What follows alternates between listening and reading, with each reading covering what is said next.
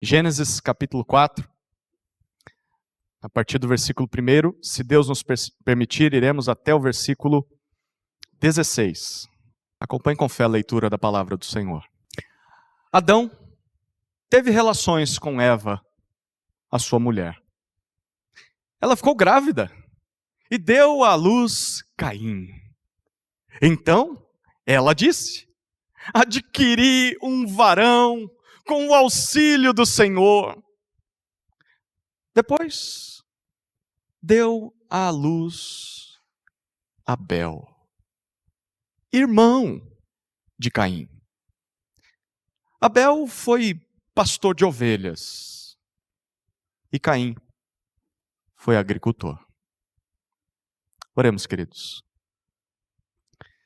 Santo Deus, estamos diante de Tua santa palavra, carentes da condução de Teu Santo Espírito, não só para compreendê-la, mas para crer naquilo que leremos. Conduza-nos, Senhor, aos pés do nosso Salvador Jesus Cristo, onde encontramos redenção. É no nome dele que oramos. Amém. Como você reage quando não recebe aquilo que esperava? Talvez no casamento, na intimidade sexual, na relação com a família, em casa. Quando você não tem a recompensa que esperava merecer. No trabalho, poxa vida, eu queria que isso acontecesse. Eu queria muito. Eu acho que merecia. E quando isso acontece na igreja? Quando você não tem o que acha que deveria ter, como você reage? Em média, sim, você reage de forma mais positiva ou mais negativa? Se a sua resposta for positiva, pode levantar e ir embora, porque o sermão não é para você. Se a resposta for negativa, o sermão é para você. É para mim. É para nós. Já parou para pensar sobre o que essa reação negativa, quando aquilo que queríamos e esperávamos não acontece? O que essa reação negativa revela sobre o nosso coração? O que há de errado dentro de você, a ponto de fazer coisas das quais você se envergonha mais tarde? E aí coloca a mão na consciência e diz: como fui capaz de fazer isso? Por que você fez isso? Quais são os problemas de não tratarmos essas coisas? De simplesmente ignorarmos e considerarmos assim: foi apenas um deslize, foi apenas uma falha, eu não sou determinado por causa disso, ou classificado por causa de apenas um erro. Foi apenas um erro. Será que foi apenas um erro? Será? Será que não há um problema maior dentro do seu coração? E se eu não tratar isso? E se eu simplesmente deixar a raiz do pecado do jeitinho que ela está? E a pergunta principal: como Deus lida conosco quando nós não tratamos? Quando simplesmente ignoramos e deixamos as coisas do jeito que estão? Bom, Adão e Eva desobedeceram ao Senhor. Eles estavam dentro do jardim e por isso perderam o direito de continuar vivendo ali. Na verdade, o exílio para fora do jardim foi uma bênção para eles. Vimos isso domingo passado. Deus faz isso para impedir que o homem e a mulher comam do fruto da árvore da vida e vivam eternamente na condição de pecado, de desobediência. Então, é algo bom, mas é ruim. Mas antes de lançar o homem para fora do jardim, Deus faz duas coisas muito importantes. Primeiro, Deus promete para o homem que haverá um descendente da mulher que irá derrotar a serpente. E em segundo lugar, Deus providencia vestimentas para cobrir a nudez dos dois. Antes eles fizeram aventais de folhas de figueira inúteis. Mas agora, Deus usa peles de animais. Algum bicho morreu para cobrir a nudez o pecado daqueles dois. O que aconteceu fora do jardim? Como foi a vida a partir disso? Bom, nos versículos 1 a 16 do capítulo 4, nós vemos duas histórias. A primeira história é entre Caim e Abel, estes dois primeiros filhos de Adão e Eva, versículos 1 a 8. A segunda história é entre Caim e o Senhor, versículos 9 a 16. Então, o sermão tem 2 pontos. A história de Caim e Abel e a história de Caim e o Senhor. Olhemos a história de Caim e Abel. Do versículo 1 até o versículo 8, encontramos esse relato. Uma história que pode ser resumida em 4 atos. O primeiro ato diz respeito aos 2 filhos. Observe novamente os versículos 1 e 2. Adão teve relações com Eva, a sua mulher. Ela ficou grávida e deu à luz Caim. Então ela disse: adquiri um varão com o auxílio do Senhor. Depois, deu à luz Abel, irmão de Caim. Abel foi pastor de ovelhas e Caim foi agricultor. Bom, fora do jardim, Adão teve relações com Eva, sua mulher. A palavra aqui traduzida por ter relações é a palavra conhecer. Algumas versões traduzem assim: Adão conheceu Eva, sua mulher, ou coabitou com ela. Curioso, na perspectiva bíblica, as relações entre um casal casado são chamadas de conhecimento. São um ato de conhecimento. Não é exploração do corpo um do outro. Não é barganha para que eu tenha os meus desejos satisfeitos, então eu uso o sexo como moeda de troca. Não, isso tem outro nome. Isso se chama prostituição. A intimidade sexual dentro do casamento é chamada de conhecimento. Não é apenas para dar desfrute ou prazer um para o outro. Não é apenas para gerar filhos. Essa relação tem o objetivo de fazer com que os dois se conheçam. Em vez de ser um fim em si mesmo, o conhecimento na intimidade dentro de um casamento é um meio para um fim. E qual é esse fim? O conhecimento profundo, íntimo, um do outro. É a amizade mais sincera, mais profunda que deveríamos experimentar na vida. Adão conheceu Eva, sua mulher. E o que aconteceu com Eva? O versículo 1 diz para nós que ela engravidou. Ela engravidou e deu à luz a um filho homem. Qual é o nome desse filho? Caim. Caim significa obter, possuir. Por que esse nome? A própria Eva nos diz. O texto introduz a fala da mulher. Adquirir. Essa palavrinha, ela soa muito com a própria palavra Caim, o nome de Caim. Adquirir um varão. Opa, varão a gente já viu na narrativa de Gênesis, né? Adquirir um ish. Um varão, um homem. Com o auxílio do Senhor. O Senhor me deu um filho homem. Isso é cumprimento direto de Gênesis 3,16. Lembra que nós vimos? Deus não desistiu da humanidade. Mesmo com dor, a mulher deu à luz um filho. Um filho. Ela é mãe dos viventes. Queridos, por mais que falhemos com o Senhor, Ele ainda continua sendo gracioso. Eva não merecia ser mãe. Mas Deus lhe deu um filho. Deus continua fiel àquilo que Ele promete. Não por nossa causa, mas por amor de seu próprio nome. Porque Ele é fiel. Fiel àquilo que Ele diz. Será que este é aquele descendente que Deus prometeu? Aquele que irá esmagar a cabeça da serpente? Será que a salvação enfim chegou alguns anos depois de termos sido expulsos do Éden? Bem provavelmente era o que Eva pensava. Por isso ela deu esse nome para o filho. Adquirir. É este. Mas o versículo 2 nos traz uma surpresa. Mais uma gravidez. Certamente eles não tinham televisão em casa, né? A pergunta é para quê? Para quê mais um filho? Se o Salvador já tinha nascido, ele é Caim. Então, esse segundo filho é chamado de Abel. Sabe o que significa Abel?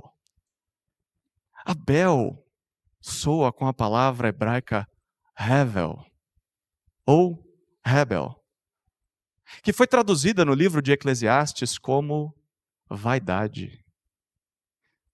Vaidade de vaidades, tudo é Hebel, tudo é Abel, tudo é ilusão, tudo é inútil. Imagine chamar o seu filho de inútil. É porque você tinha muita expectativa no primeiro, né? O segundo, nem precisava. Eu adquiri o varão.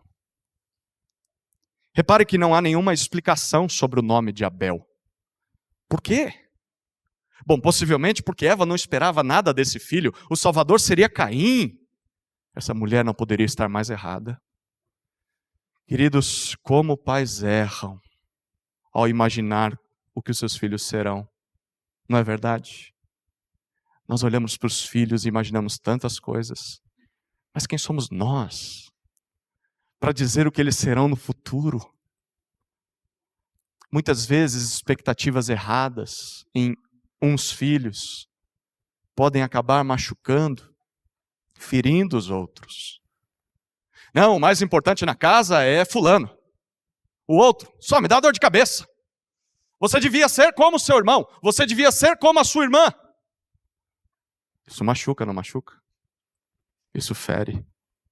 Imagine ter essa lembrança todos os dias, ao lembrar do seu próprio nome. Inútil. Hebel. Cuidado com isso, queridos. Às vezes, de quem menos se espera, é de quem mais se recebe.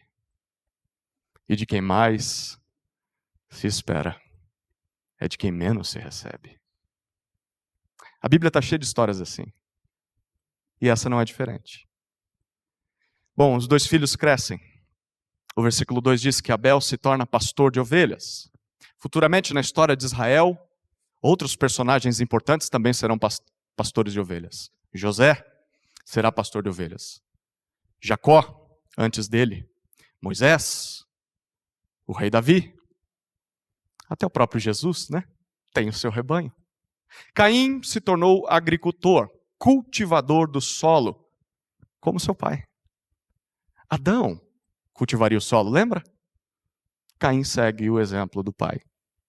Esse é o primeiro ato da história entre Caim e Abel, o nascimento dos dois irmãos. A história deles se desenvolve, agora chegamos às duas ofertas. O segundo ato, versículos 3 até 5. Olha o que o texto diz para nós. Aconteceu que, ao fim de um certo tempo, Caim trouxe do fruto da terra uma oferta ao Senhor. Abel, por sua vez, trouxe das primícias do seu rebanho e da gordura deste. O Senhor se agradou de Abel e de sua oferta, mas de Caim e de sua oferta não se agradou. Caim ficou muito irritado e fechou a cara. Bom, algo acontece ao fim de certo tempo, diz o versículo 3. Essa expressão é incerta, não dá para saber se é depois de alguns dias, alguns meses, anos, ou se simplesmente é o sétimo dia da semana, no sábado, o dia em que Deus vinha se encontrar com o homem no jardim. Mas a gente sabe que quando chega esse tempo, os dois trazem uma oferta ao Senhor. Curioso, essa palavra oferta é usada em Gênesis e em outros livros do Antigo Testamento como um tributo, um presente, uma dádiva, um sacrifício feito para garantir ou manter a boa vontade do outro. Era muito utilizado na relação de um vassalo com o seu suzerano. Ele trazia presentes para o suzerano, para o senhor dele, para manter a boa vontade desse senhor. Oferta. Como assim oferta? A gente não leu nada sobre oferta até agora. De onde surgiu esse hábito? Bom, o texto não diz. Mas possivelmente eles aprenderam com quem? Com papai. Papai. O pai que viu o primeiro sacrifício dentro do jardim feito pelo próprio Senhor. Possivelmente era algo que o próprio Deus havia estipulado. Mas há uma diferença entre a oferta de um e do outro. O que cada um traz? Bom, cada um traz aquilo que era fruto do seu trabalho. Mas tem uma enorme diferença. Perceba, o versículo 3 continua e apresenta para nós a oferta de Caim. Caim traz apenas algo do fruto da terra, talvez algum tipo de grão, alguma fruta, o texto não é claro. Pergunta, há alguma coisa errada nesse tipo de oferta? O fruto da terra? Bom, não há nada de errado, porque quando Deus revelar a lei para Israel, ele vai ordenar ofertas desse tipo. Ofertas de cereais, do fruto do campo. Por exemplo, Levítico 2:14 diz isso. Cada um deveria ofertar aquilo que tem, aquilo com que trabalha. Então, o problema não está na oferta. Daqui a pouco nós veremos qual é o problema. O versículo 4 nos apresenta Abel, a oferta de Abel. O texto diz que, por sua vez, Abel trouxe das primícias de seu rebanho. Sabe o que é a primícia de um rebanho? É o primogênito. É o primeiro que nasceu. E o texto continua e diz que trouxe da gordura deste primogênito. Quem aqui gosta de um bom churrasco? Uma bela picanha. Não dá para tirar a gordura da picanha, né? Tem que ter a gordurinha. Mas faz mal. Mas é tão gostoso. A gordura é a melhor parte do animal. É algo que também Deus irá exigir na lei. Ao apresentar para Deus o primogênito do seu rebanho, e a melhor parte da carne desse primogênito, o povo de Israel estaria demonstrando de que, Senhor, nós só temos isso por sua causa. O Senhor merece a primeira e a melhor parte. Percebeu o contraste? Abel trouxe o melhor. Caim trouxe alguma coisa. A ênfase no texto é muito clara. Não parece haver alguma diferença entre as duas ofertas? Certamente há. Mas o problema é mais profundo, não está apenas na oferta. O versículo 4 continua e diz que o Senhor também pensa que tem um problema. Porque a reação de Deus às duas ofertas é diferente. Primeiro com Abel. O texto diz que o Senhor se agradou. O Senhor aceitou. Essa palavra significa olhar com favor, ser favorável. O Senhor se torna propício, solícito. Primeiro a Abel. E também da sua oferta. Percebeu? Quem vem primeiro? A oferta ou o ofertante? O ofertante. Deus olha primeiro para o ofertante. E aceita o ofertante e então aceita a oferta. Mas o versículo 5 diz o que acontece com Caim. O Senhor não se agradou. Primeiro, de Caim. E depois, da sua oferta. Deus olha primeiro para o ofertante, para o adorador. Depois olha para a oferta. Depois olha para a adoração. Logo no início da Bíblia, Deus está deixando muito claro que se importa mais com quem você é do que com aquilo que você faz. É mais importante ser do que fazer. É mais importante quem você é do que os sacrifícios que você oferece. O que está acontecendo aqui? Um faz qualquer coisa, o outro faz bonitinho do jeito que devia ser. Bom, o que está acontecendo aqui é exatamente o cumprimento, o início do cumprimento daquilo que lemos em Gênesis 3:15. Lembra que havia um conflito que Deus prometeu? Ele começou. O conflito de descendências. O conflito entre a descendência da serpente e a descendência da mulher. Abel está seguindo os passos de fé de seus pais. Peraí, Adão e Eva erraram muito, erraram. Mas eles creram na promessa de Deus e agiram em consequência disso. Caim não está seguindo esses passos. Caim está seguindo os passos de um outro ser. A desobediência da serpente. Caim está tratando as coisas de Deus de qualquer jeito. Sabe assim, que canseira. Mais um culto. Mais um sacrifício. Vamos logo passar por essa parte chata para depois vir a parte boa da minha semana? Enfado. Isso não é tão importante. É isso que Hebreus capítulo 11, versículo 4 nos confirma.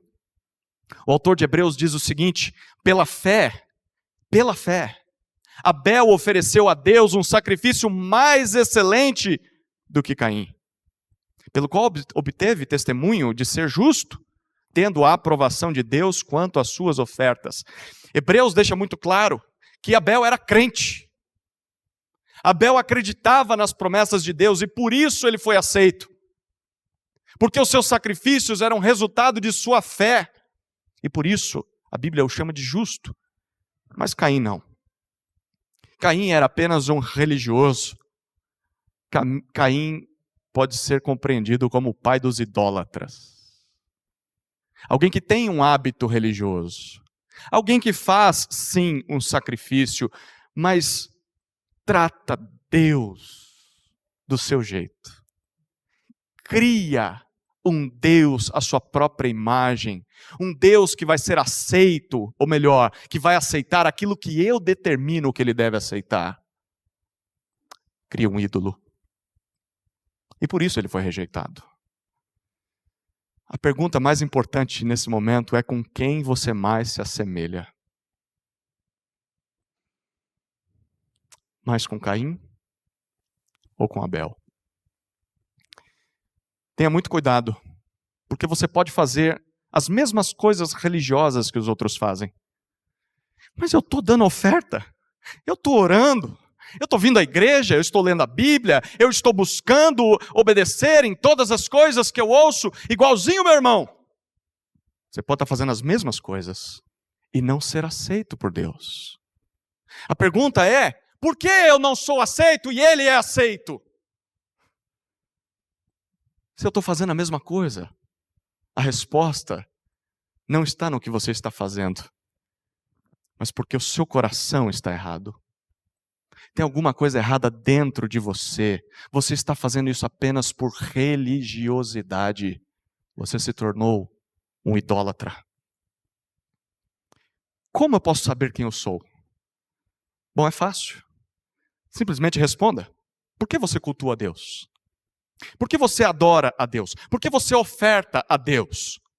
Você oferta a Deus por gratidão? Você cultua por amor ao Deus que te salvou? Ao Deus que merece o melhor da sua vida? É por isso que você faz essas coisas? Ou você faz tudo isso por mera obrigação? Simplesmente por interesse? Como uma espécie de moeda de troca. Olha, estou fazendo as coisas, o Senhor tem que me abençoar, hein? Ou talvez você faça essas coisas por medo. Medo de ir para o inferno. Medo de morrer e perder a sua salvação. Então eu preciso me esforçar. Isso diz muito sobre qual descendência você faz parte. Qual é a sua motivação? Por que você faz as coisas que faz? Não importa o que ofertemos a Deus, a nossa vida sempre será a primeira oferta. A nossa vida. Davi reconheceu isso no Salmo 51. Ele tinha pecado terrivelmente. Ele cometeu adultério, mandou matar o marido daquela mulher.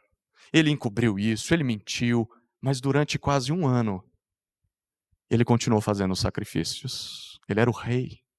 Ele tinha que manter as aparências. E quando Deus envia o profeta Natã para confrontar o seu pecado, Davi reconhece e simplesmente diz: pequei contra o Senhor.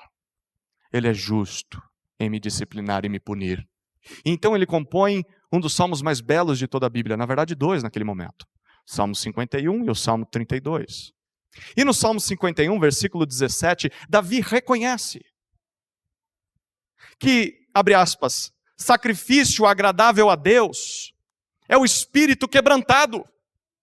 Não é ficar fazendo ritos religiosos com o coração longe de Deus. Eu fiz isso por muito tempo, diz Davi. Mas não é isso que ele quer. Ele quer um espírito quebrantado. Coração quebrantado e contrito, não o desprezarás, ó Deus. É isso que Davi reconhece. Bom, como Caim reage à rejeição do Senhor? O versículo 5 nos diz que não há nenhuma reflexão por parte de Caim. Não há nenhum aspecto de arrependimento. Não há nenhuma variação ou identificação de mudança. O texto simplesmente diz que ele fica muito irritado. Literalmente ficou vermelho de raiva. O seu nariz começou a ferver. Ele ficou furioso. Mas não só isso. Ele ficou furioso, mas também fechou a cara. Ficou emburrado. Não gostei. Bicão.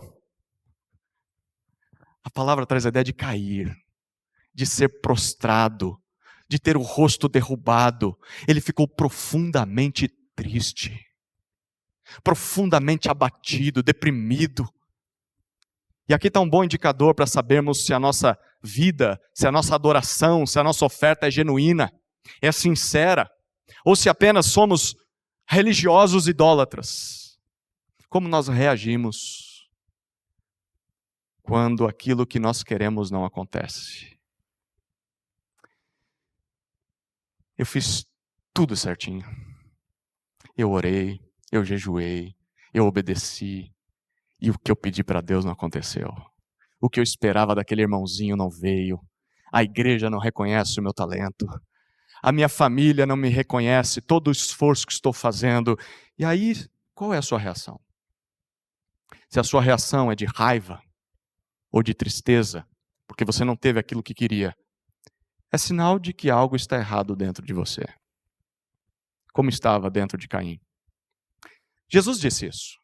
Em Mateus capítulo 7, versículos 21 a 23. Você lembra desse texto? Jesus disse, porque de dentro, do coração das pessoas, é que procedem os maus pensamentos. Os meninos do projeto do futebol decoraram esse versículo semanas atrás. De dentro é que procedem os maus pensamentos, as imoralidades sexuais, os furtos, os homicídios, os adultérios, a avareza, as maldades, o engano, a libertinagem, a inveja, a blasfêmia, o orgulho, a falta de juízo. Todos estes males, diz Jesus, vêm de dentro e contaminam a pessoa.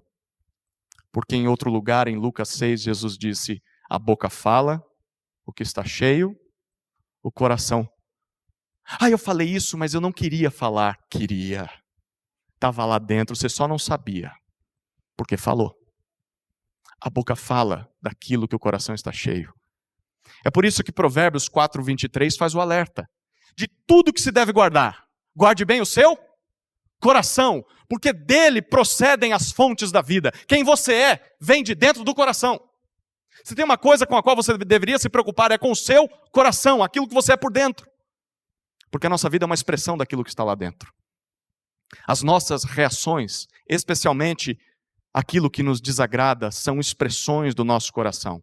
Então, se o que sai é feio, se o que tem saído do seu coração é raiva, é tristeza, é gritaria, é violência, é maledicência, é maldade, é vingança, você precisa tratar o coração. Porque se você não tratar o seu coração, o problema continuará lá.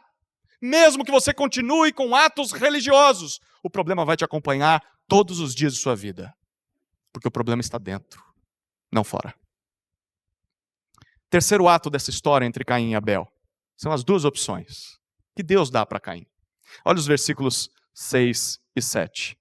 Então, o Senhor lhe disse: por que você anda irritado? E por que essa cara fechada? Se fizer o que é certo, não é verdade que você será aceito? Mas, se não fizer o que é certo, eis que o pecado está à porta, à sua espera. O desejo dele será contra você, mas é necessário que você o domine. No versículo 6 nós vemos que o Senhor se dirige a Caim como se dirigiu aos seus pais lá no jardim, mesmo que eles não merecessem. Como Deus se dirige a Caim? Do mesmo jeito que se dirigiu aos pais, com perguntas. Por que essa irritação? Por que essa cara fechada? Ah, Deus, o Senhor não sabe? É claro que Ele sabe. Ele sabe de tudo. Então, para que perguntar isso, Senhor? Porque Ele quer levar o pecador a refletir sobre os seus sentimentos. Refletir sobre as suas reações. Quer que Caim olhe para dentro do seu coração e veja o que está errado lá dentro. Provérbios capítulo 20, versículo 5 nos diz: os propósitos do coração humano são como águas profundas. Mas quem é inteligente, quem é sábio, sabe como trazê-los à tona. O sábio sabe sacudir as águas para ver a sujeira que estava lá embaixo. Deus está provocando Caim para que ele faça isso. Esse é o papel de todo conselheiro, de todo discipulador. Ser como o Senhor em sua abordagem. Não só olhar para os frutos podres, para os pecados que estão ali na superfície. Você falou um palavrão, você brigou com outro, você me tratou dessa maneira, isso é errado. Mas a gente não vai tratar só isso. A gente quer descobrir o que está lá dentro, o que foi que trouxe à tona esses pecados. O papel de um conselheiro é ajudar os outros a sondarem as profundezas do seu coração, as raízes do pecado. Tentar encontrar a idolatria que está lá dentro. E vai fazer isso através de perguntas. A começar pelo próprio coração. Você quer ajudar outras pessoas? Comece você respondendo, por que eu reagi dessa maneira? O que eu queria de fato? Qual é o motivo do meu pecado? O que será que está me levando a fazer essas coisas vergonhosas? Se você está incomodado com o seu pecado, deveria fazer esse tipo de pergunta. Bom, depois de fazer perguntas, o Senhor faz uma explicação para Caim. No versículo 7. Caim, se você fizer o que é certo, se você proceder bem, essa expressão certo ou proceder bem é a tradução de uma palavra hebraica que é a palavra iatov. Lembra do tov? Iatov é fazer o que é bom, fazer o que é agradável. Isso aqui sugere que Caim sabia o que devia fazer. Bem possivelmente Deus havia já orientado ele sobre o que ele deveria fazer. E Deus disse, se você fizer o que é certo, você será aceito. Você vai ser recebido, vai ser perdoado. E a consequência, você vai ser levantado, seu semblante voltará ao normal. Mas aí vem um alerta. Se você não fizer isso, se você não fizer o que é certo, o pecado está à porta, à sua espera. Pecado, essa é a primeira ocorrência dessa palavra em toda a Bíblia.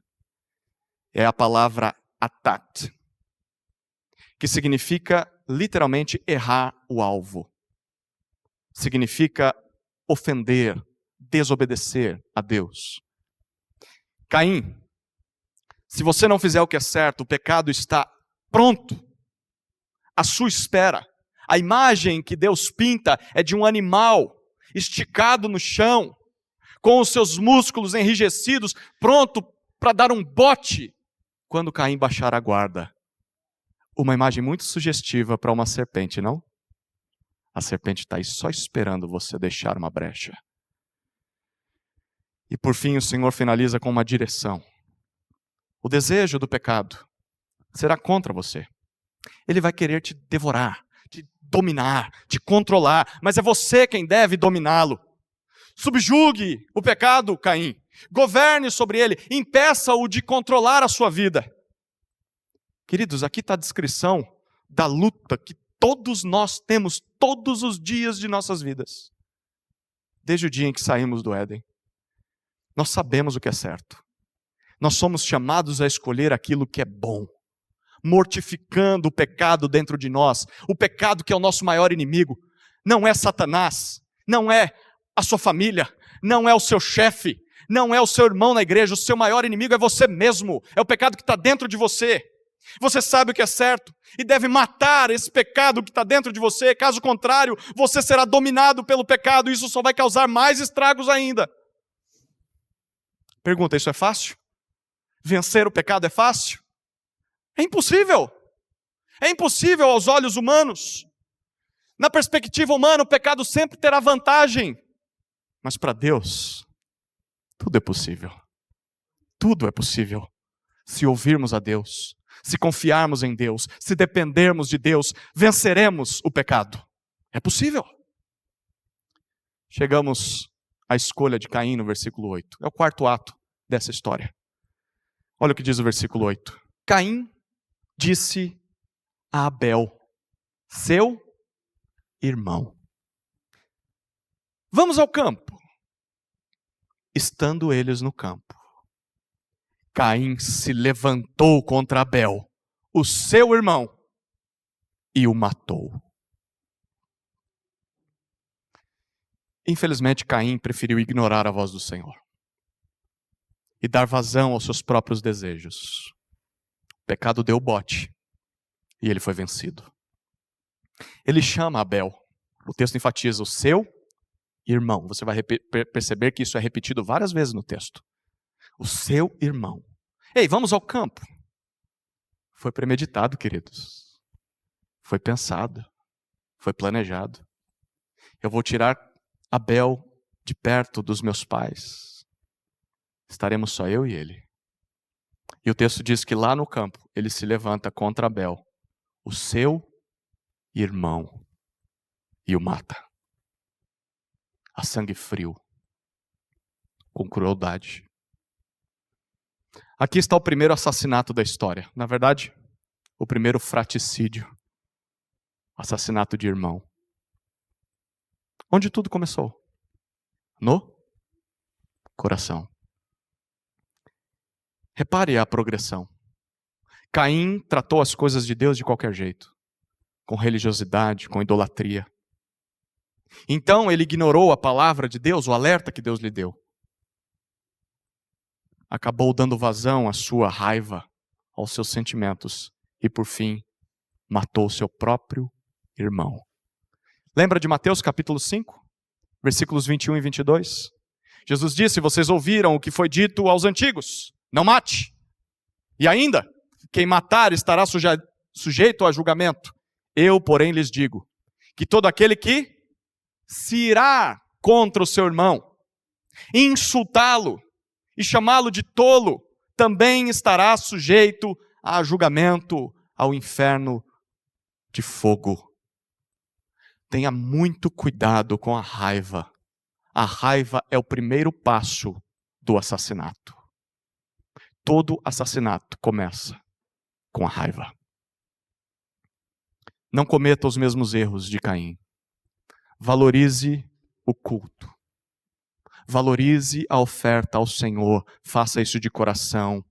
Adore ao Senhor genuinamente. Ouça a voz do Senhor e não a voz do seu pecado. Domine os seus sentimentos. Domine os desejos pecaminosos. Ouça 1 João capítulo 3, versículo 12, que diz, não sejamos como Caim, que era do maligno e matou o seu irmão. E João diz, e por que o matou? Porque as suas obras eram más e as de seu irmão eram justas. Caim não amava a Deus. E Caim teve raiva de quem o amava. E isso continua até hoje. Que culpa Abel tem? Abel simplesmente amava o Senhor. E foi morto por causa disso. Queridos, se você ama o Senhor, prepare-se para ser odiado. Prepare-se para ser perseguido irracionalmente, sem motivos. Tem gente nesse mundo morrendo só porque ama o Senhor Jesus. Começou desde o princípio da história. Há uma luta entre as descendências. Essa é a história entre Caim e Abel. Chegamos à segunda história. A história entre Caim e o Senhor. O que acontece depois de tudo que nós vimos? Dos versículos 9 até 16, nós vemos 4 cenas. A primeira cena é o confronto. Está no versículo 9. O Senhor vai de encontro com Caim, depois do que ele fez. Olha o que diz o versículo 9. O Senhor disse a Caim, onde está Abel, o seu irmão? Ele respondeu, não sei. Por acaso sou o guardador do meu irmão? Xiii. Parece que nós já vimos essa história antes, né? Lá no capítulo 3, alguém desobedece o Senhor e o Senhor vai de encontro ao pecador. O Senhor o aborda com mais uma pergunta. Onde está? Com Adão foi onde está você. Agora a pergunta é, onde está Abel, o seu irmão? É a quarta vez que o texto enfatiza que Abel é irmão de Caim.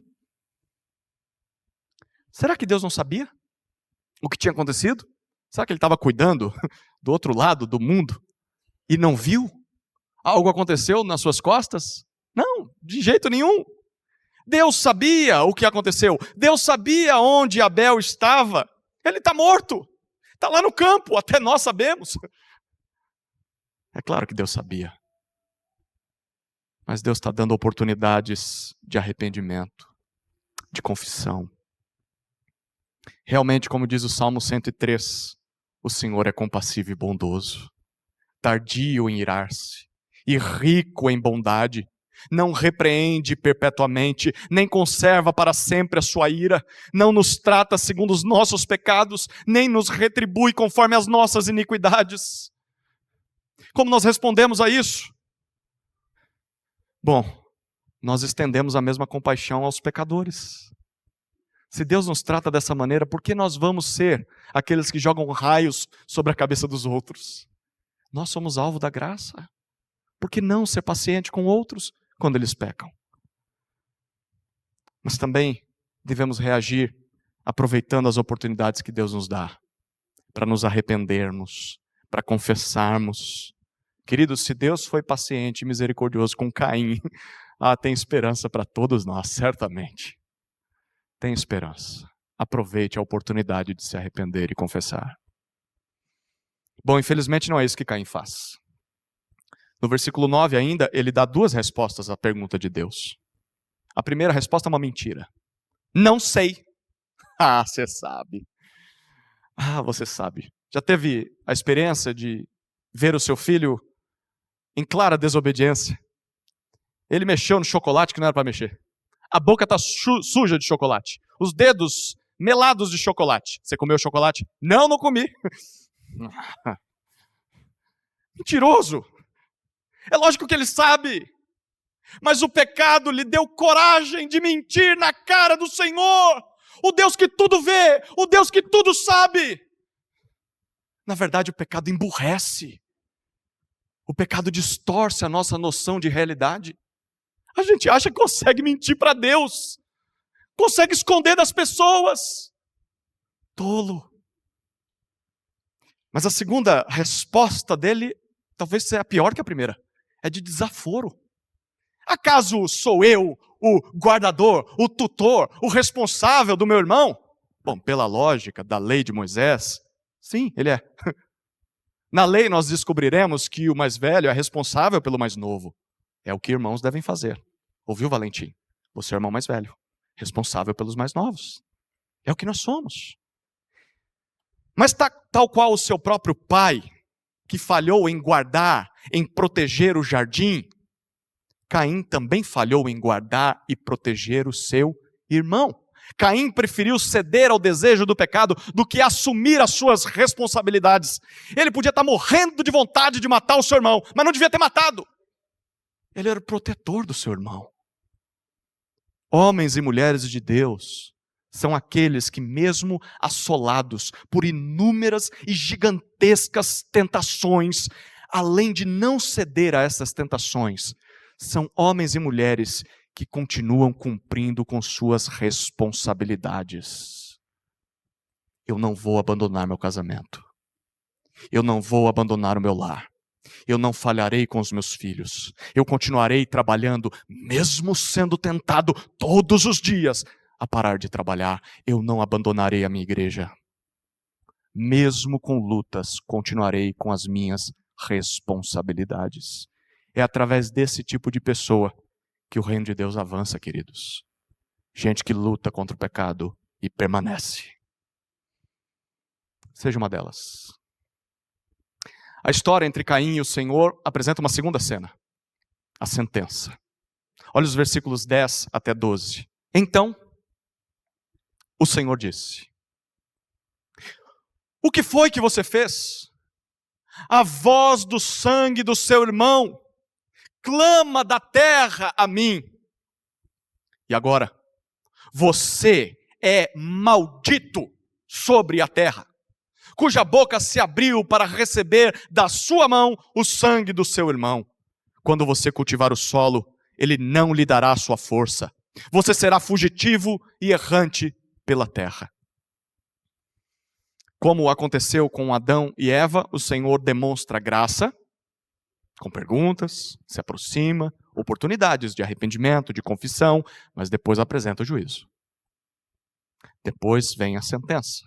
Mas antes disso, no versículo 10, o Senhor identifica o pecado de Caim.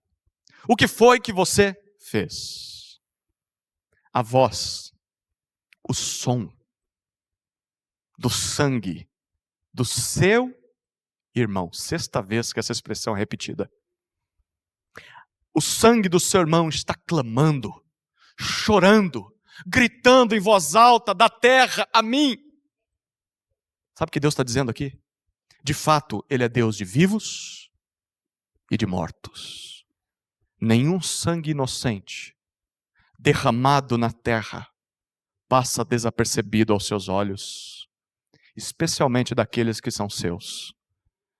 É por isso que Hebreus 11, versículo 4, continua. Eu só citei a primeira parte do versículo. Falando sobre Abel, diz o seguinte: por meio da fé, mesmo depois de morto, Abel ainda fala. Em Deuteronômio capítulo 32, no final dos livros de Moisés, nós lemos o Senhor dizendo: a mim pertence a vingança, a retribuição a seu tempo. O Senhor fará justiça ao seu povo. Queridos, Deus não se esqueceu da injustiça cometida contra Abel. Deus poderia ter impedido o seu assassinato, mas não impediu. Mas Deus não esquece a injustiça. Sangue inocente foi derramado. E Deus fará justiça contra quem derramou esse sangue. Dessa mesma forma, Deus não esquece de todas as outras injustiças cometidas ao longo da história, inclusive injustiças cometidas contra você. Um dia, Ele irá cobrar. Um dia o Senhor há de vingar toda essa injustiça, toda essa maldade. Lembre-se disso. Descanse no Deus soberano. Espere esse julgamento. Confie na sabedoria desse Deus. Ele há de fazer justiça. Mas, se você é alguém que comete injustiças, e aparentemente a sua vida tem passado impune, eu fiz as coisas erradas e nada me aconteceu. Você acha que isso é aprovação do Senhor? Ah, não é. Saiba que um dia o justo juízo de Deus te alcançará. Não dá para fugir desse dia. Então se arrependa. Se arrependa o quanto antes que seja tarde demais. Bom, o Senhor continua no versículo 11. E diz: por causa do que você fez, a partir de agora, você é maldito. Texto difícil, né? Lembra que maldito significa estar debaixo de juízo divino. Você é maldito sobre a terra, cuja boca se abriu. Obviamente é uma figura de linguagem, né? Para engolir o sangue do seu irmão. 7ª vez que isso aparece. Essas palavras são muito pesadas. Caim é o primeiro ser humano amaldiçoado por Deus. Lembra que antes, só a serpente e a terra foram amaldiçoados. A humanidade não, mas Caim foi. Assassinato é coisa séria. Tanto que futuramente na lei, Deus ordenará, em Êxodo capítulo 21, que se houver dano grave à vida de alguém, seja quem for, pode ser um bebê no ventre de sua mãe. Então, abre aspas, Êxodo 21, versículos 23 a 25. Então o castigo será vida por vida, olho por olho, mão por mão, pé por pé, queimadura por queimadura, ferimento por ferimento, golpe por golpe. Para Deus, toda vida importa. Toda vida é importante. E toda vida deve ser preservada. Seja um feto que está na barriga de uma mãe, um bebê que acabou de nascer, um idoso que já viveu muito tempo, seja homem, seja mulher, seja criança, adulto, não importa a tonalidade da pele, toda vida importa para o Senhor. Atentar contra uma vida implica em consequências gravíssimas e nós não devemos estar entre aqueles que fazem isso. Em que consiste essa maldição? Bom, o versículo 12 apresenta duas sentenças. A primeira é que Caim, a partir de hoje, terá fracasso na agricultura. Deus diz, quando você cultivar o solo não lhe dará a sua força. Em outras palavras, tudo que você plantar não vai vingar. Mas é o trabalho dele. É o que ele sabe fazer. Vai ter que aprender a fazer outra coisa. Segunda sentença, é uma vida de fugitivo. Você será fugitivo e errante. A ideia é de que ele vai se tornar um nômade, sem terra fixa, alguém que vai viver sempre com medo de ser morto, fugindo. Isso significa, então, que ele vai precisar de um novo emprego para se sustentar. Cuidar da terra não dá mais. E ele vai ter que se acostumar a viver como peregrino, sem uma terra fixa. A pergunta é, será que Caim vai fazer isso? A resposta será na próxima mensagem. Não perca o próximo sermão, para ver o que ele vai fazer depois disso. Mas tem uma coisa curiosa aqui. Se na lei de Moisés Deus ordenará a morte ao assassino, por que Deus não matou Caim aqui? Não seria o mais justo a se fazer? Mas Deus não mata ele. Por quê? Bom, na verdade, morrer seria mais ameno do que esse destino. Um fugitivo e errante. Lembra que eu já citei para vocês um comentarista de Gênesis, muito bom, Victor Hamilton? Ele comenta esse texto, ele diz assim: Caim, outrora um agricultor, é agora expulso da civilização e deve tornar-se um vagabundo. O desenraizamento é o castigo e o deserto é o refúgio do pecador. Assim, de certa forma, o exílio, viver longe da família, longe da presença do Senhor, é um destino pior do que a morte. É perder todo o sentido de pertencimento, de identificação com uma comunidade, é se tornar desenraizado e desapegado. Fecha aspas. Queridos, não existe castigo maior do que viver longe da presença de Deus. E ainda existem loucos que querem escolher esse tipo de vida. E tem mais. Nem a morte é um alívio para isso. Porque a Bíblia nos diz que a todos aqueles que vivem longe de Deus nessa vida, acabarão tendo por toda a eternidade aquilo que sempre buscaram.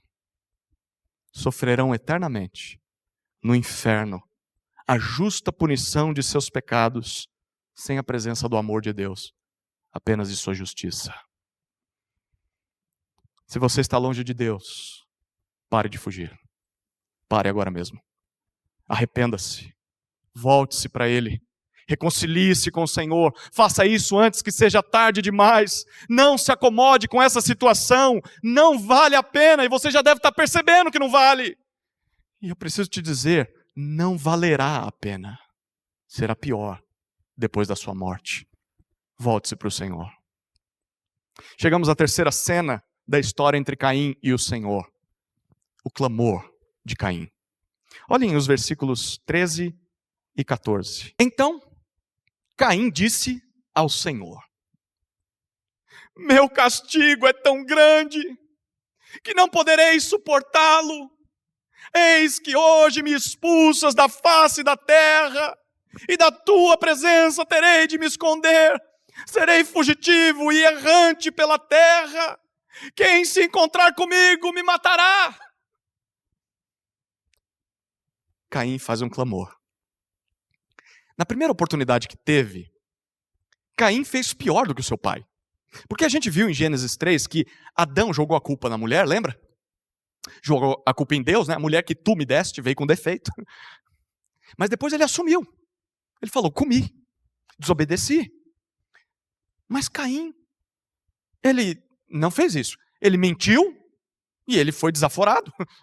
Ele não reconheceu o seu pecado, mas piora, porque esse texto nos mostra que, lá no capítulo 3, quando Adão ouviu as sentenças do Senhor, o Senhor amaldiçoou a terra, disse para o homem que ele trabalharia com o suor do rosto, comeria o seu pão até que voltasse ao pó. A sentença foi dada e a resposta do homem simplesmente foi crer. Adão creu na promessa de Deus que haveria um descendente da mulher que esmagaria a cabeça da serpente, e então ele agiu com base na sua fé. Ele deu o nome de Eva para sua mulher, a mãe de todos os viventes. Pelo menos depois de tudo que Adão fez de errado, alguma coisa certa, né? Mas Caim não faz isso. O versículo 13 diz que, depois de ouvir a sentença do Senhor, ele não segue os passos de seu pai, fé seguida de obras. Ele apenas reclama. Reclama da sua punição. O meu castigo é tão grande. Eu não sou capaz de suportar esse castigo. Versículo 14. Uma vez que estou sendo expulso. Expulso da onde? Da região do Éden. Lembra que o Éden era uma região. O jardim ficava no Éden. O homem não pode mais voltar para o jardim, mas provavelmente é ali que ele estava. Ao redor do jardim. Eles estavam esperando que um dia pudessem voltar. O descendente vai nascer. E ele diz, eu vou ser expulso. Expulso. De onde Deus se relaciona com os homens. Onde Deus aceita sacrifícios. E aí, o versículo 14 continua. Uma vez que estou sendo expulso, sofrerei com duas consequências. Primeira, eu terei de me esconder da sua presença. Perceba, ele não chama Deus pelo nome. Não chama Deus de Senhor. Não chama Deus sequer de Deus. É da sua presença que eu vou ter que me esconder. E segunda consequência, serei fugitivo. Serei errante pela terra. Quem se encontrar comigo me matará. Pergunta, de quem Caim está com medo? Quem é que pode matar Caim? O texto até agora só nos falou de Adão, Eva, Caim e Abel. Não falou de mais ninguém. Ele está com medo de quem? Bom, é óbvio que ele está com medo de seus outros irmãos. Porque Gênesis capítulo 5, versículo 4 nos diz que Adão teve filhos e filhas antes de morrer novinho, aos 930 anos de idade. Morreu adolescente, né? Sobre essa questão a gente vai falar no próximo sermão, tá? Com quem eles se casaram e tudo mais. Mas perceba a ironia do texto. Caim está reclamando com Deus que agora um de seus irmãos poderá querer matá-lo. Quer dizer que agora você se importa com fratricídio. Agora você se importa com alguém que mata o seu irmão, desde que seja o seu fratricídio. Matar o seu irmão não tem problema. Mas um irmão seu te matar, aí é um problema. Aí é um problema. O mal que eu faço aos outros, eu não quero para mim. Está vendo como Caim é o pai de vários pecados da nossa geração? Eu te faço mal, mas você não pode devolver mal para mim, não. É isso que o pecado produz em nós, queridos. Quando ele nos domina, nós só pensamos em nós mesmos. Nós nos esquecemos do mal que causamos aos outros. Se você não quer colher as consequências de seus pecados, não os cometa. Pense antes de tomar a decisão. Porque somos livres para escolher entre o bem e o mal, mas somos incapazes de evitar as consequências. Pense bem antes de agir. Nunca faça algo na raiva ou na tristeza, movido pelas suas emoções, porque pode ser que você se arrependa. E quando as consequências vierem, não dá para reclamar. Quando você perder sua família, quando você perder sua integridade, quando você perder a reputação, vai fazer igual Caim. Meu castigo é grande demais. Quando você fez o mal, você não pensou nisso? O mal que você estava causando aos outros. Agora assuma as consequências. Quantas não são as calamidades que acontecem por pequenas coisas? Pequenas decisões impensadas. É uma briga no trânsito. É uma morte que acontece. É uma briga no futebol. É um casal que, movido pela paixão, pela raiva, começa a se degladiar. Um assassinato. É uma briga com o vizinho, uma coisa besta, uma folha que caiu no seu quintal, e você vai lá tirar satisfação. É uma coisa pequena no trabalho. É uma coisa tão pequena dentro da igreja que gera tantas calamidades. Cuidado, não haja pelo impulso. As consequências virão. Antes de agir no impulso, lembre-se de Provérbios 29:11. O tolo derrama toda a sua ira, mas o sábio se domina e a reprime. Provérbios 26:3. O açoite é para o cavalo, o freio para o jumento e a vara. A vara é para as costas do tolo. Ele merece apanhar. Você não quer sofrer o castigo por seus pecados? Evite-os, antes que seja tarde demais. Bom, como o Senhor responde a essa reclamação? Quarta e última cena, a provisão. Versículos 15 e 16. O Senhor, porém, lhe disse: não. E se alguém matar Caim, será vingado 7 vezes.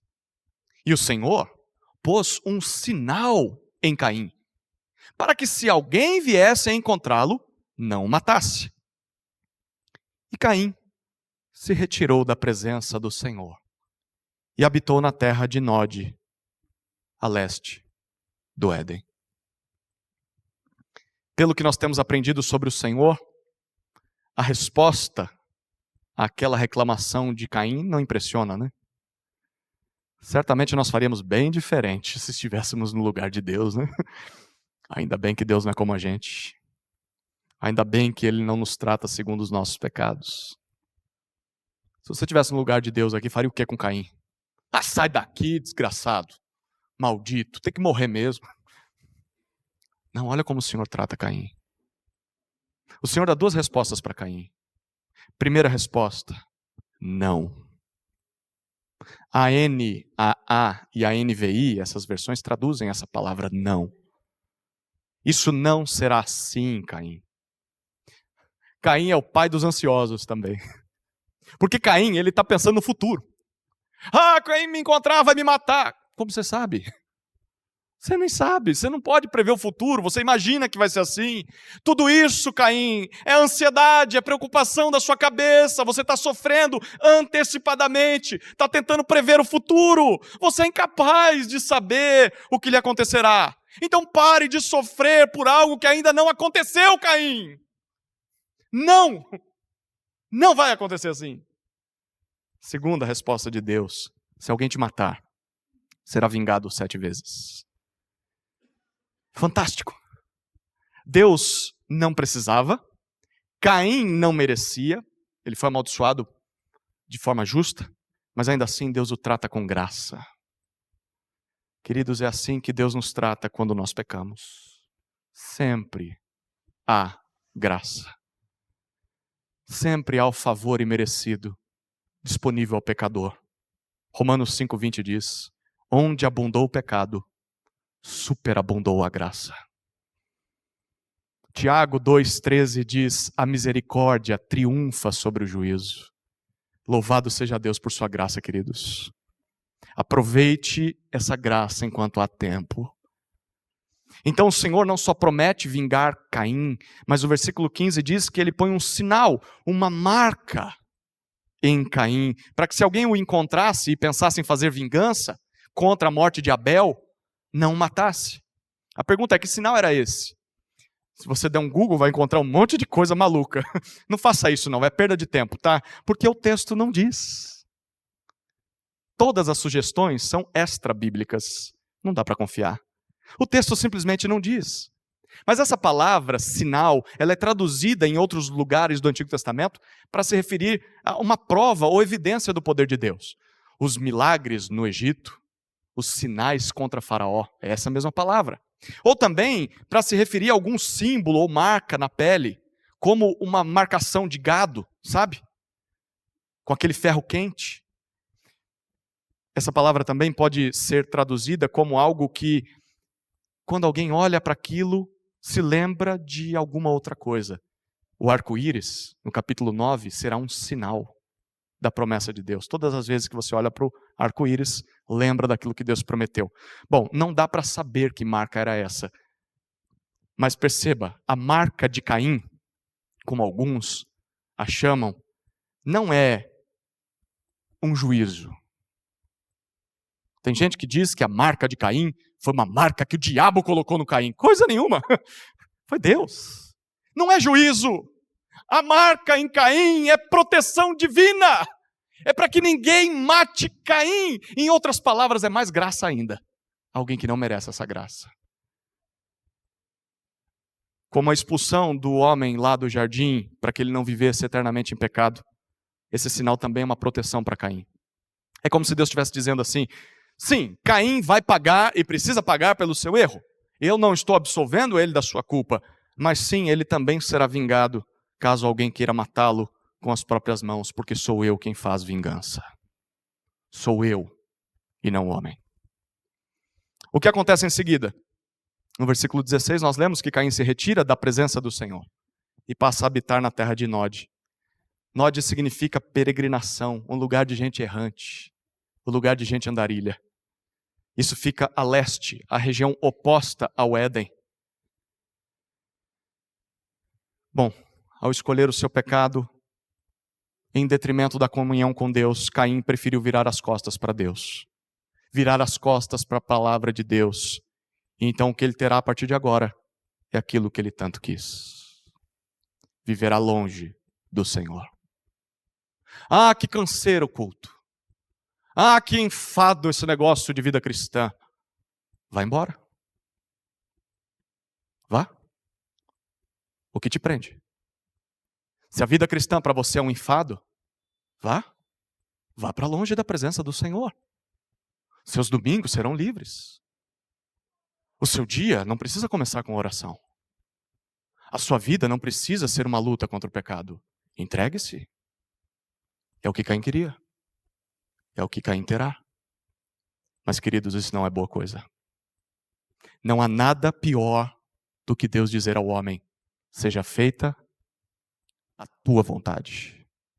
Faça o que você quer. Vá para longe de mim. Viva sem Deus. Se o que você quer é viver longe de Deus, saiba que o destino de quem quer isso é o inferno. É para lá que você vai. Não deseje isso para a sua vida. Volte-se para Ele hoje mesmo, enquanto há tempo. E assim terminam as duas histórias. Um gosto amargo na boca, não? A história entre Caim e o seu irmão e a história entre Caim e o Senhor Deus. Caim permitiu que os seus maus sentimentos dessem vazão à ira e à tristeza. Ignorou o alerta divino. Permitiu que o pecado tomasse conta de sua vida. Quais foram os resultados? O assassinato de seu irmão e o exílio para longe da presença do Senhor, tendo o mal que ele sempre quis. E queridos, se nós formos honestos, quantas não foram as vezes em que nós fizemos exatamente o que Caim fez? Com exceção talvez do assassinato. Talvez você tenha matado alguém mesmo, mas quantas não foram as vezes? Na sua vida, nesse ano, nessa semana, hoje. Quantas não foram as vezes em que seguimos o caminho de Caim? Sabe por que isso é assim? Porque já nascemos com o mesmo defeito de fábrica que Caim. Nós nascemos com o pecado dentro de nós. O pecado nos entorta de dentro para fora. Ele corrompe tudo de bom que a imagem de Deus em nós é capaz de produzir. Por causa da nossa natureza pecaminosa é que nós já nascemos no exílio desse mundo. Fora do jardim do Éden, longe da presença do Senhor. E é por isso que nós acabamos cedendo aos sentimentos ruins e sendo dominados pelo pecado. Mas há esperança. Há esperança, a mesma esperança que houve para crentes e justos do passado, inclusive Abel, enquanto ele ainda estava vivo. A esperança está na promessa de Deus em consertar toda essa bagunça. Como Deus conserta tudo isso? através de um descendente de Eva. Aquele que nasceria para derrotar a serpente. Mas a pergunta agora é: como isso é possível? Porque ela achava que era Caim, não é Caim. Aí, Abel é o inútil, mas que se tornou útil. Ele é o crente, é Abel. Não é mais. Caim matou Abel. E agora? De onde virá o Salvador? Deus não falha. Deus continua sendo soberano e fiel à sua palavra, mesmo que coisas ruins aconteçam. Volte seus olhos ao final desse capítulo, versículos 25 e 26. Adiantando um pouco do que veremos na próxima mensagem. Olha o que diz, versículo 25. Adão tornou a ter relações com sua mulher, e ela deu à luz um filho, a quem pôs o nome de Sete, dizendo: Deus me concedeu outro descendente em lugar de Abel, que Caim matou. A Sete nasceu-lhe também um filho, o qual pôs o nome de Enos. Foi nesse tempo que se começou a invocar o nome do Senhor. No lugar de Abel, Deus deu outro filho para o casal. E através de Sete, uma linhagem surgiu de homens que invocam, que clamam, gritam e proclamam o nome do Senhor. No contexto desse texto, essa linhagem é composta de homens e mulheres que creram nas promessas de Deus e viveram como se essas promessas fossem verdade. E todos esses encontraram o Senhor no passado. Todos os que fazem isso encontram o Senhor hoje. Todos os que fazem isso encontrarão o Senhor até o último dia. Sabe por quê? Sabe como? Através do descendente prometido. Esse descendente já nasceu, ele já veio, ele já cumpriu a sua obra de resgate. E detalhe, com a sua vida, com o seu exemplo, com a sua morte, Abel se tornou o modelo dele. Abel apontava para ele. Abel foi um justo que em silêncio. Você ouviu alguma palavra de Abel nesse texto? Ele não falou nada. Como um cordeiro mudo, ele foi morto injustamente. Abel apontava para Jesus Cristo, o Filho de Deus, que na cruz experimentou o exílio definitivo em nosso lugar, todo o castigo de Deus aos nossos pecados. Nós somos aproximados novamente à presença do Senhor por causa do sacrifício dele. Sem culpa, sem medo da punição, com um novo coração, agora um coração de carne, um coração capaz de obedecê-lo. Tudo isso porque, como Hebreus 12, 24 nos diz, Jesus é o mediador da nova aliança. E o seu sangue, o sangue da aspersão, fala coisas superiores, melhores que o sangue de Abel. Que coisas são essas? Bom, o sangue de Abel falava só uma coisa: justiça, justiça, justiça, justiça contra Caim. Isso era o que o sangue de Abel falava. Mas o sangue de Jesus lembra que o preço do pagamento da dívida já foi quitado diante de Deus. O sangue de Jesus anuncia o nosso perdão para todos sempre. O sangue de Jesus é o que nos reconcilia com o Criador. É o que nos possibilita lutar e vencer o pecado diariamente, até o dia em que isso não será mais necessário. Até o dia em que nós chegarmos ao nosso destino, ao novo jardim. Nesse novo jardim, o pecado, a morte, a maldição, o exílio não terão mais espaço, queridos. Tudo isso está disponível a qualquer um que crer. Você crê? Se não crê, por que ainda não crê? Está disponível para você. Como Caim, tome sua decisão. Oremos, queridos. Senhor, nós entendemos que o Senhor deu a Caim inúmeras oportunidades de crer, mas ele não creu. Nós pedimos, Deus, para que isso não aconteça conosco. Que hoje seja o dia em que diremos não ao pecado e sim para o seu convite. Que hoje haja restauração, Senhor, de homens e mulheres que se permitiram que seus pecados os dominassem, mas que estão arrependidos, se voltam para o Senhor em quebrantamento. E que hoje seja um dia de salvação, Deus. De pecadores que estavam de costas para o Senhor, caminhando a passos largos para o inferno, mas que estão ouvindo o teu chamado. O chamado doce e gracioso de salvação. Que se arrependam, que creiam em Jesus e se voltem para o Senhor. Essa é a nossa oração no nome de Jesus. Amém.